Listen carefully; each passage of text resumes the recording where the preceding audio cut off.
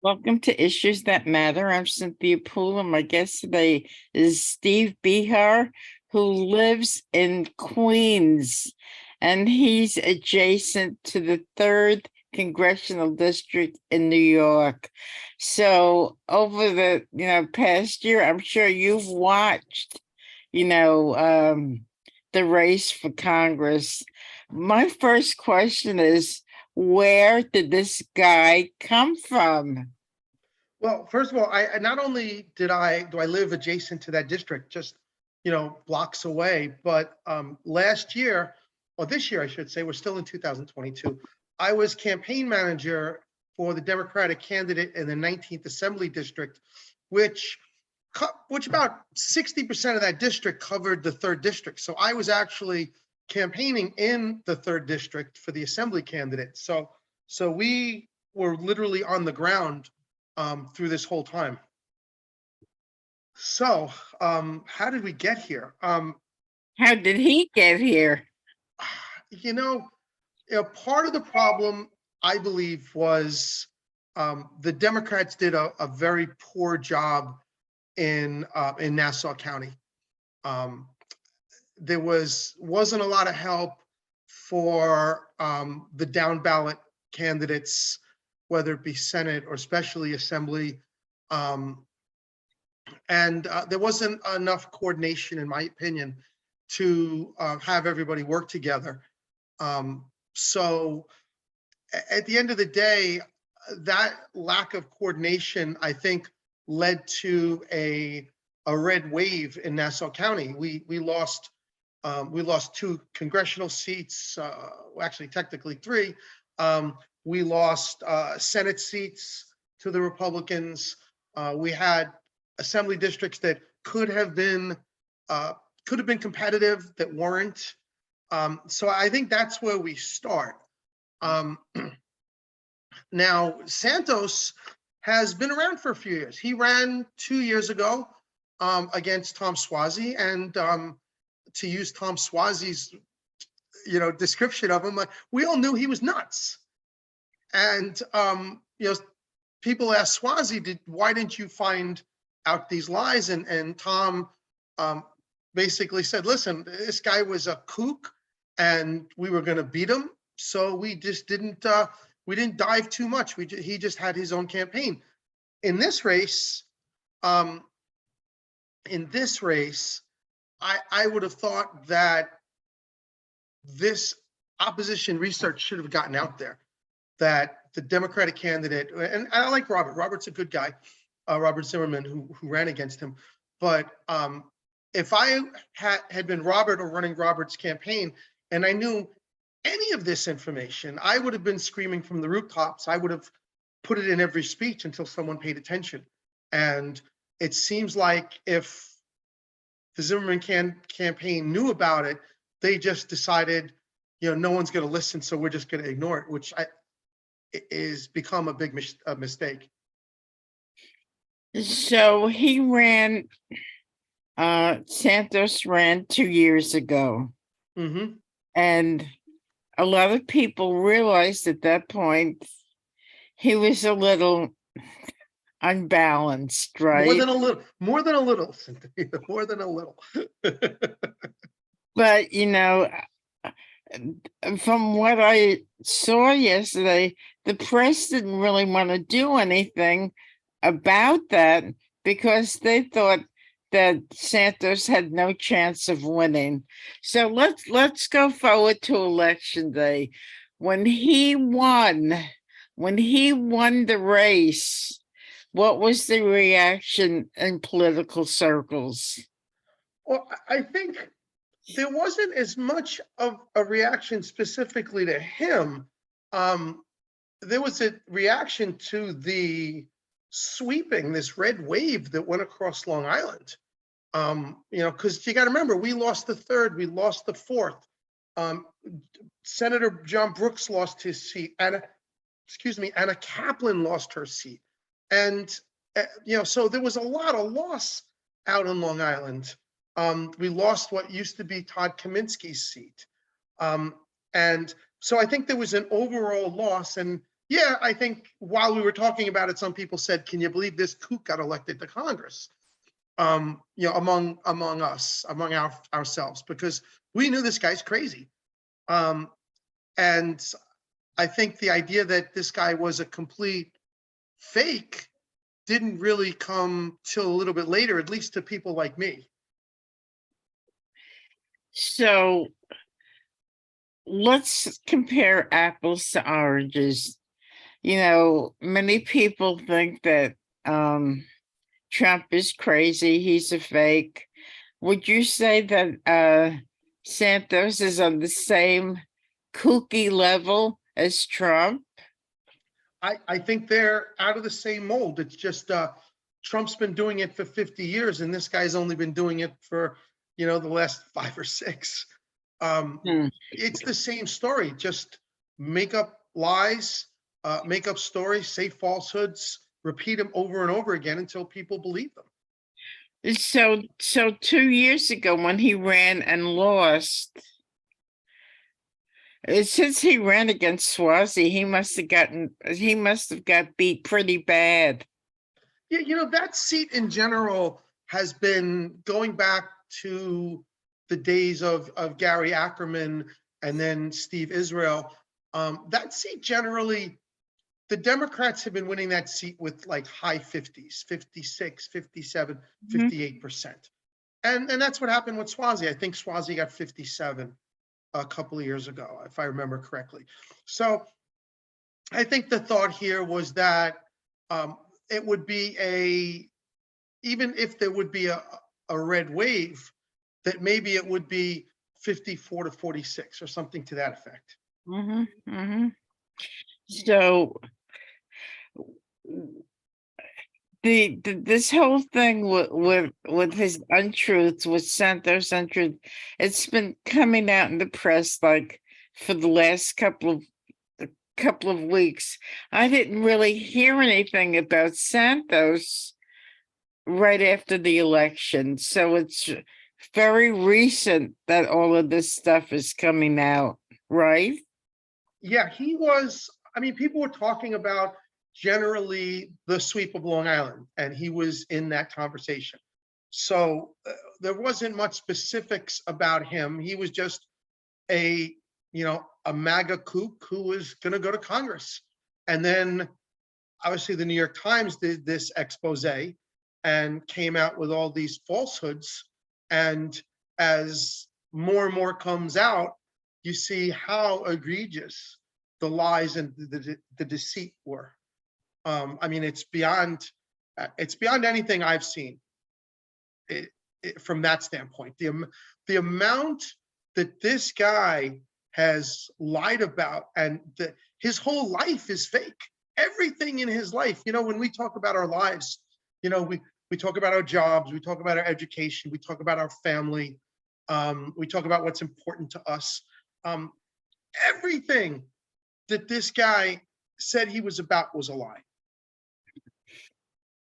Even his religion, right? Even his religion. And you know what? Uh, I took personal offense to that part of it. I mean, I took personal offense to everything, but I specifically took personal offense to that because, and you and I have talked about, my background. My mom was the daughter of Italian immigrants and Catholic. My father was the son of Sephardic Jewish immigrants whose family descended from Spain to Turkey. And I grew up in a house. My parents were married a month shy of 65 years when my mom passed away, Wow. where we grew up with two religions in the house. Mhm. And, we celebrated Easter and Passover. We celebrated Christmas and Hanukkah. And even now with my parents gone, I you'll see my house with the Christmas tree and the lights, and there's a menorah still in my window out of respect for my dad. So, I grew up with this, dual religion family, and understanding the importance of respecting both religions. Mhm. And this guy made a mockery of that. Hmm. So it's only going to be a few more days. Today's what, the 29th? Yeah, The 29th of December. So today's Thursday. So we have Thursday, Friday, Monday, and then they're seated on Tuesday. Uh, It seems so bizarre. Kevin McCarthy isn't doing anything to kind of say, well, this guy's got to go, because Kevin McCarthy needs every single vote to win the speakership. It's bizarre. The whole thing's crazy. well, you're exactly right. First of all, Santos did a smart thing by immediately pledging his support to McCarthy, because he gave himself some coverage on this whole mess that he's in. He gave himself some strategic benefit to McCarthy, and it's obvious, I think, to anybody who's followed congressional politics, that McCarthy's having problems, because the fact is, it's the 29th of December, and McCarthy hasn't said, I have enough votes. Right. So that tells you that there's still a whole mess going on behind the scenes, and he's not going to give up that one vote. And frankly, it'd be hard. He can't stop him from. McCarthy can't stop Santos from being seated. So there's nothing he can do before Santos gets seated, because for the first 180 years of our country, our Constitution was read that Congress had the deciding right to seat who they wanted. But in 1969, there was a case called Powell versus McCormick. And this was about Adam Clayton Powell, who was elected to Congress in Harlem, but he was being investigated for corruption, and House leadership didn't want to seat him, and he sued. And the decision in that case really changed the way we viewed the Constitution. It basically said that unless someone who's duly elected to Congress, unless they are not qualified to take the office, they have to be seated. And the only requirement to be elected to Congress is that you're 25 years old, you're a citizen for at least 7 years, and that you live in the state that you're elected from. Mm-hmm. So, Santos follows all those. So they can't not seat him. Now, they can expel him afterwards, but, is McCarthy going to do that if he's going to vote for him? Probably not.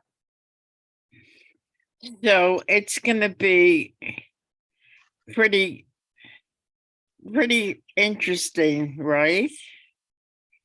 It's going to be interesting. I know it's funny because, like I said, that earlier, this district is adjacent to mine, and only a few blocks from me, I get into this district, and I see my friends on social media, Facebook and Twitter, and for the most part, Democrats and Republicans, for the most part, are saying this guy is a screwball, this guy is called him a criminal, he's a fraud. But I still see a handful of Republicans in there saying, the classic Trump whataboutism, oh yeah, well, this guy lies and this guy lies, so you're only saying that because he's a Republican. And it's frightening, but this is the country that we're in right now. There's people out there who will say, I don't care, he's a Republican, I don't care what he did. He could be throwing puppies off the roof and they wouldn't care. As long as McCarthy wins the speakership. And he's a Republican in that seat. Exactly. Wow. So, this is an unfolding story, and they're looking into his finances. How, he went from like earning 50 something thousand a year to becoming pretty wealthy. Do you know anything about that? I think his financial filings, whether his personal filings, or his campaign filings are what's going to bring him down, because he's clearly there's clearly things in there that don't seem to be true. Also, this $700,000 that he loaned, as they say, to his campaign, where did that come from? And he has this company that he closed down, that he put back together, and the money went through that company. To me, it looks like, as I'm a former Securities and Exchange Commission attorney, so I've got an eye for this stuff. It looks like it's money laundering. Somebody was putting money, it seems, into that corporation, and then that corporation was giving the money to Santos, and then Santos put it into his campaign. So what we need to do over the next, and I say the Attorney General, the Department of Justice, the District Attorney out here out in Nassau County, they're gonna have to follow the money. Where did this $700,000 come from? And again, it seems like it was laundered through the company to Santos into the campaign. So how did that get in that company in the first place? And where did it come from? Right. You don't know who gave him that money, right? No one. That's the interesting thing. Where did that money come from? Now, let me ask you this question, and I think this is the crux of the whole argument. Had the Republicans won more seats and had enough seats, or McCarthy had enough pledged to him, would Santos have been thrown out the window? Well, I mean, thrown out the window in the sense of being seated, no, because they're going to have to seat him. Whether or not they say that, we are going to immediately expel him, maybe. If he wasn't needed, it would probably be good politically for the next speaker to expel him. But unfortunately, if McCarthy becomes the speaker, he's going to basically be running a circus of clowns, and he's going to have to keep all those clowns in the tent. And if they throw him out, a lot of those clowns are going to get angry. So it's probably not politically intelligent for McCarthy to eject him if he's going to lose more votes from the MAGA crowd for speaker. So would you say that McCarthy's part of MAGA? McCarthy, I think, is part of MAGA. He's definitely, I mean, look, he went down to kiss the ring to Mar-a-Lago. Right. I mean, you don't do that if you're not part of MAGA. The thing about McCarthy, and I don't know the answer, is that, there's some people, there's some MAGAs who are just absolutely nuts. The Marjorie Taylor Greens, the Gateses, the Lauren Boeberts, Louis Gohmert, Gaspar out in Arizona. I mean, they're nuts. They're even their own family. Some of them think they're nuts. But there's a lot of people who are MAGAs because at the end of the day, 3/4 or so of Republicans are MAGAs. And if you don't kowtow to them, you are susceptible to a primary. And I don't know. I wonder if McCarthy is one of these people who, have to go kiss the ring and have to, play to the MAGA audience just for their own political survival.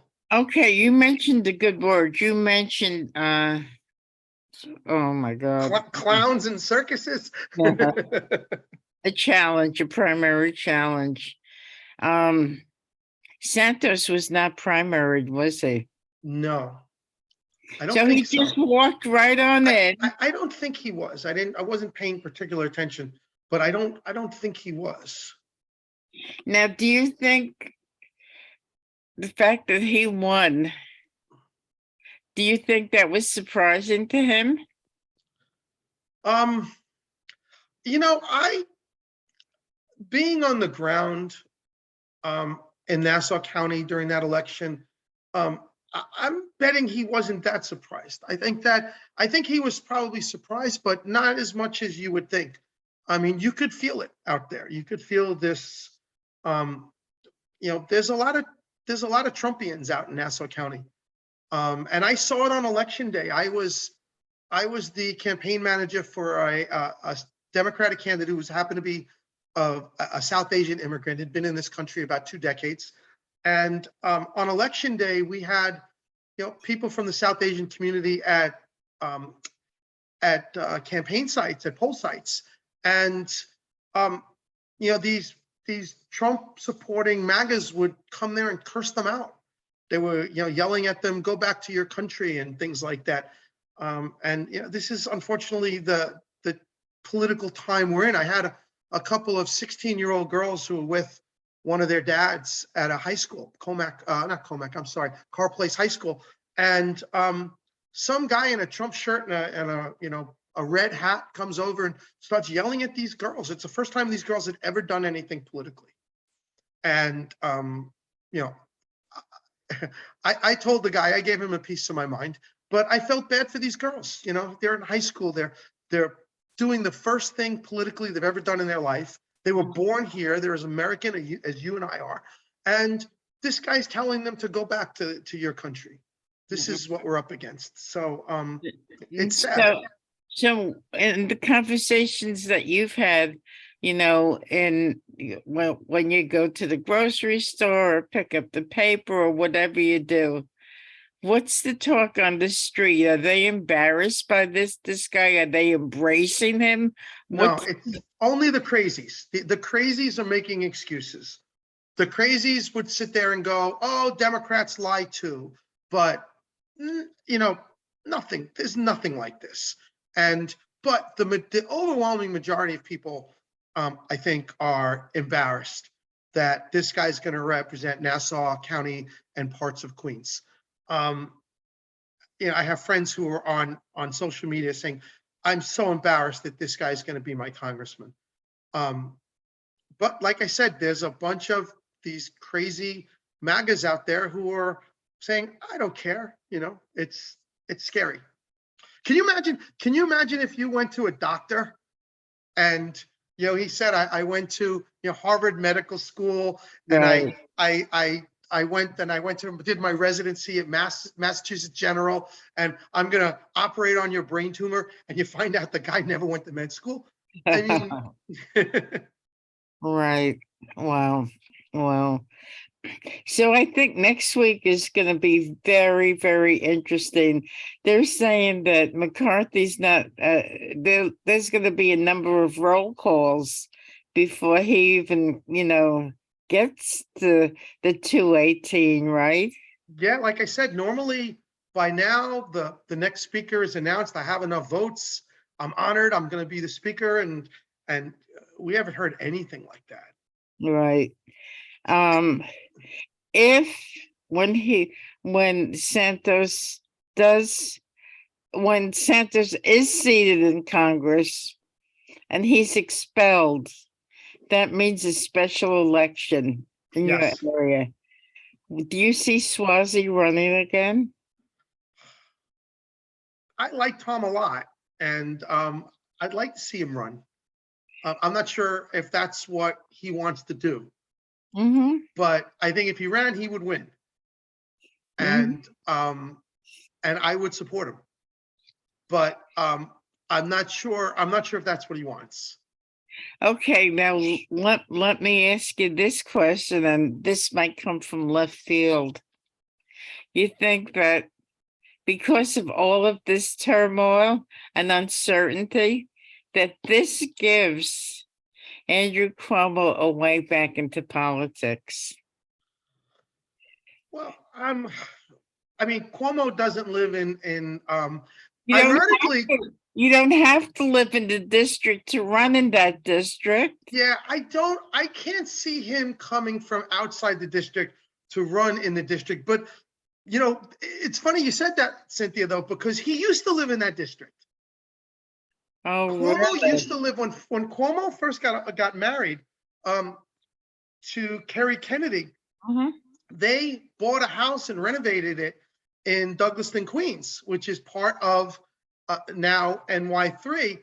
And what happened was, this goes back during the Clinton years, Cuomo picked him to run HUD, and they left Queens and sold the house. But he has a history here. I mean, he did live here for a little while, and he certainly grew up in Queens, Mhm. but I don't see it. I don't see Okay. that. Okay. Yeah. So, And I think I just say quickly, I mean, I don't think it would be smart for the Democrats. You've got, if you've got a special election that you just threw out a guy who is tainted by a scandal, why would you risk the next special election with someone who's also dealing with a scandal?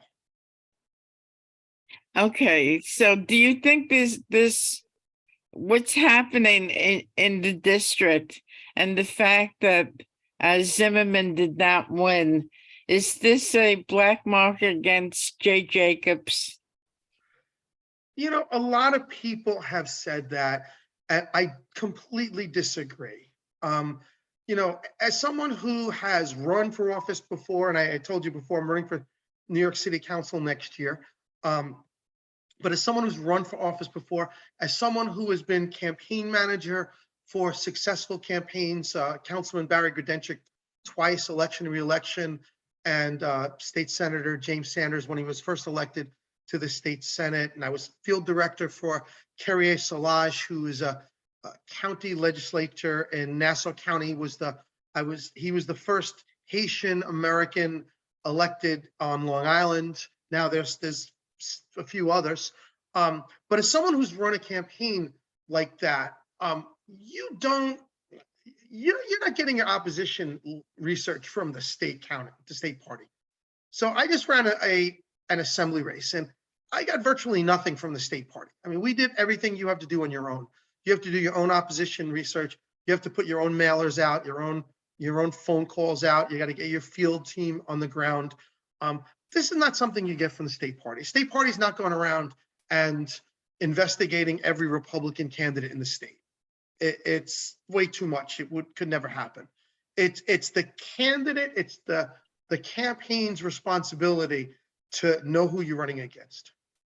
So then there's the federal campaign committee. They had to know that Santos had a couple of screws loose, right? You mean on the Democratic side or the Republican side? Republican side.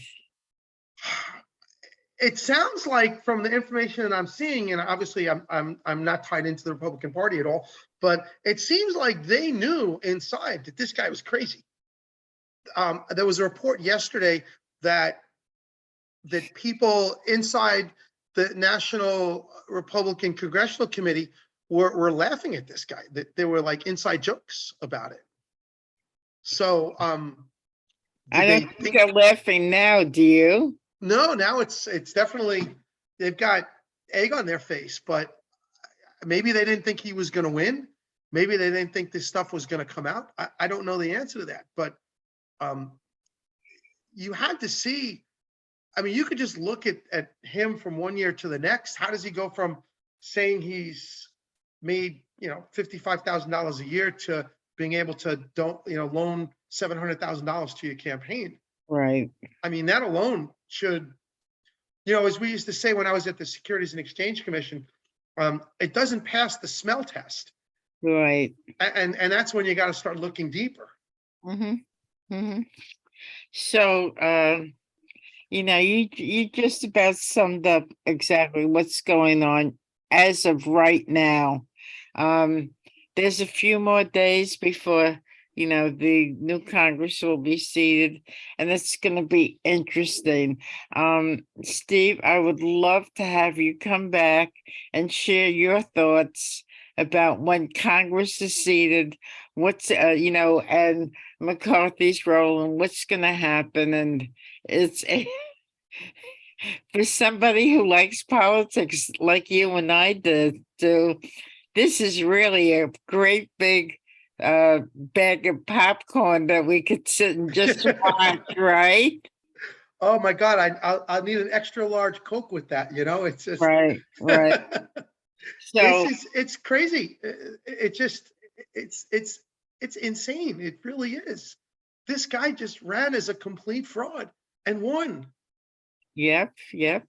So I'll touch base with you next week, and maybe we could, you could share your thoughts at that point.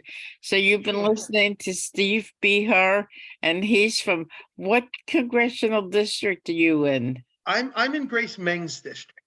Okay, and that's what, 2, 4? That's a 6. Oh, okay. It's 6. Okay, and I'm Cynthia Pooler. This is Issues That Matter. If you like this show, please like and subscribe to my YouTube channel.